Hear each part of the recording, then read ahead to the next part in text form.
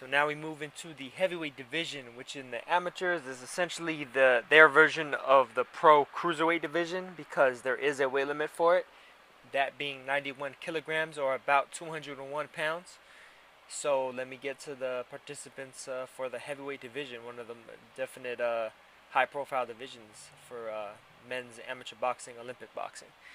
We have Vasily Levitt of Kazakhstan, Clemente Russo of Italy, David Graf of Germany, Evgeny Tischenko of Russia, Kennedy St. Pierre of Mauritius, Joaib Bolodinat of Algeria, Hassan Chaktami of Tunisia, Erislandy Savon of Cuba, Yamil Peralta of Argentina, Juan Nogueira of Brazil, Rustam Talagunov, Tulaganov, my bad, Uzbekistan, Yu Fengkai of China, Jason Watley of Australia, Lawrence Okoli of Great Britain, Paul Omba Biongolo of France,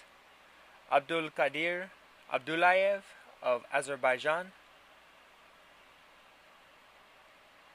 Igor Jakubowski of Poland, and Julio Cesar Castillo of Ecuador. So getting into the guys that are potential favorites here. First we have Erislandy Savon of Cuba, who a lot of people know are very familiar with this Savon name because of the fact that he's actually Felix Savon's nephew. Felix Savon being one of the most accomplished of all of the Cuban amateurs of all time, really of any amateur of all time. A number of world championship golds, 3 Olympic golds, just about as highly touted as it gets, you know, in terms of overall amateur victory. He was basically a professional amateur. Erislandy Savon hasn't quite lived up to that, but he's still a young guy thus far, 26 years old. He won a gold medal in the 2008 World Youth Championships at heavyweight, a gold medal in the 2015 Pan American Games at heavyweight, and a silver medal in the World Amateur Championships at heavyweight. So he's started to actually rack up some nice wins in basically the senior divisions now, in the amateurs, after initially kind of losing his way for the past few years. He's definitely getting into some winning ways. Yamil Peralta of Argentina has a 2010 bronze medal in the South American Games at light heavyweight, one division down, a gold medal in the 2014 South American Games at light heavyweight as well, and then he has a bronze medal in the 2011 Pan American Games at heavyweight, and a bronze medal in the 2013 World Amateur Championships at heavyweight. So this is a guy that's kind of floated up and down between light heavy and heavyweight. Who knows, maybe it's just a comfort thing. Maybe sometimes it's easier for him to make the weight. Sometimes it's a little bit tougher. Maybe sometimes he doesn't quite want to make all the sacrifices and do all the dieting and or maybe, you know, maybe he was actually draining himself to make light heavyweight, and he's just a stronger man at the heavyweight division. He's well into his mid-20s, so it wouldn't be surprising, especially getting well into your mid-20s. That's usually around when, you know, your I don't want to say your metabolism slows down, but that's right about the time where you're just about almost fully grown completely, insofar as like your skeletal muscle and just your skeleton itself, where it's pretty much gonna reach its peak maximum stiffness in terms of being able to like avoid breakage and just overall injury. Clemente Russo of Italy, who is a very, very accomplished fighter now. He's been an amateur for a number of years. He's another one of these guys that's largely like kind of a pro amateur. He's actually been competing in the AIBA pro boxing circuit for the past few years as well, and he's a guy that just has done a lot of dominating in the amateurs ever since he's been a part of it, which has been for about, I mean, I'd say about 14 years now. Um, he wound up actually fighting Andre Ward way back in the 2004 Summer Olympics and got eliminated early on in those games. And this was at light heavyweight way back in 2004 in the 2004 Olympics. Eventually, though, he came back. He won a silver medal in the 2008 Olympics and a silver medal in the 2012 Olympics, both at this weight class at heavyweight. He lost in 2008 to Rakim Chakayev, which a top level fighter.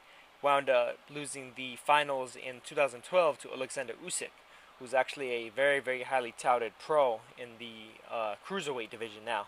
A guy that a lot of people are expecting to win a title probably within maybe the next half year, not even necessarily the next year, but basically whenever he gets a title shot, a lot of people are favoring Usyk to do some real damage and potentially be somebody that would clean out actually the cruiserweight division, which is a very lively one at the moment in the pro game. Getting back to Russo, though, in his amateur wins, he also has a gold medal in the 2005 Mediterranean Games, a gold medal in the 2005 EU Amateur Championships, a silver medal in the 2007 EU Amateur Championships, a gold medal in the 2007 World Amateur Championships, a gold in the 2013 World Amateur Championships. He's just a guy that's very, very well experienced, and he's one of these guys that just by virtue of experience, he could potentially beat a lot of guys. Now, getting into Evgeny Tischenko of Russia, a guy that could definitely be a problem for a lot of fighters. Very tall fighter. He's 6'5", so he poses an imposing frame. He actually, interestingly enough, used to fight at light heavyweight as well. He's 25 now, so he's not quite making light heavyweight anymore. But obviously at 6'5", it's not hard to imagine why he's not able to make that weight anymore. But anyway, he won a gold medal in the European Youth Championships in 2009. Won a gold medal in the European Under-23 Championships in 2012. Both of those are light heavyweight. Then at heavyweight, he won a gold medal in the 2013 Summer Universiade at heavyweight, a gold medal in the 2015 European Championships at heavyweight, a silver in the 2013 World Championships at heavyweight, and a gold in the 2015 World Championships at heavyweight. So, in effect, he's a bit of the returning champion. As I've mentioned with some of the other weight classes, I kind of consider the World Amateur Championships to basically be the Olympics when there's no Olympics.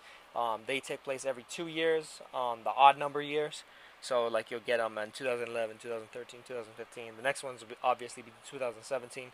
So, potentially, that will kind of like Amir Khan. Amir Khan wound up losing in the semifinals of the Olympics that he was in Athens, and then he stayed as an amateur for another year so that he could rematch the man who beat him in the World Amateur Championships, beat him there. So he wanted to get his amateur revenge before he ever turned pro. And it's kind of a similar thing here where the world champion, the gold medalist for the World Championships, is almost in effect like a returning champion for the Olympics, considering the fact that that win would come a lot closer than the previous Olympic win, which would be 4 years ago as opposed to just one. But it's look that's about to do it for the favorites at the heavyweight division. Most of the other fighters, a lot of more new type of fighters. Should they happen to beat the guys that I mentioned, be some nice upsets and definitely a lot of glory for their countries, regardless of who it is. And all these guys are very live. You don't want to get it twisted. And just because some of these guys might not necessarily have just incredible amateur pedigrees doesn't mean that they can't medal. I mean, just look at Deontay Wilder. The guy had only been boxing for like under 2 years before he managed to make it into the 2008 Olympics, and he won the bronze medal. So that just goes to show. And of course, that was at this weight class, at heavyweight. And especially up here, power can make a big difference, even in just 3-round fights, just by virtue of sheer explosiveness. So that's pretty much it for the heavyweight division, though, guys. I'm going to catch you guys on the next one, which will be the super heavyweights. Check you out over there.